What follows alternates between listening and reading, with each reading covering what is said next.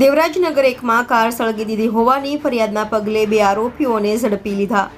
ભાવનગર શહેરના ઘોઘા રોડ વિસ્તારમાં દેવરાજનગર એકમાં રહેતા કિશોરભાઈ નાનજીભાઈ પરમારની કારને અજાણ્યા શખ્સોએ રાતે સળગાવી દેતા પોલીસ ફરિયાદ નોંધાઈ હતી। ભરતનગર પોલીસ સ્ટેશનમાં ફરિયાદી કિશોરભાઈ નાનજીભાઈ પરમારે એવા મતલબની ફરિયાદ નોંધાવી હતી કે તેમના દીકરા ઉજ્જવલે નીતિન ઘનશ્યામભાઈ પરમાર સાથે પૈસાની લેતી દેતી કરી હતી, જેને પૂરા પૈસા આપી દેવામાં આવ્યા હતા। આમ છતાં વધુ પૈસા માંગતા તેની ઉજ્જવલે ના પાડતા દાજે ભરાયેલા નીતિન ઘનશ્યામ પરમાર અને જયદીપ ઉર્ફે છોટુ કિશોરભાઈ પરમારે મોડી રાત્રે કાર પર પથ્થરમારો કરી જ્વલનશીલ પદાર્થની કારને સળગાવી દીધી હતી। જોકે પોલીસે બંનેને ઝડપી લીધા છે। રિપોર્ટર ગૌરવ કે સુંધાણી, ઇન્ડિયા 24 ન્યૂઝ, ભાવનગર।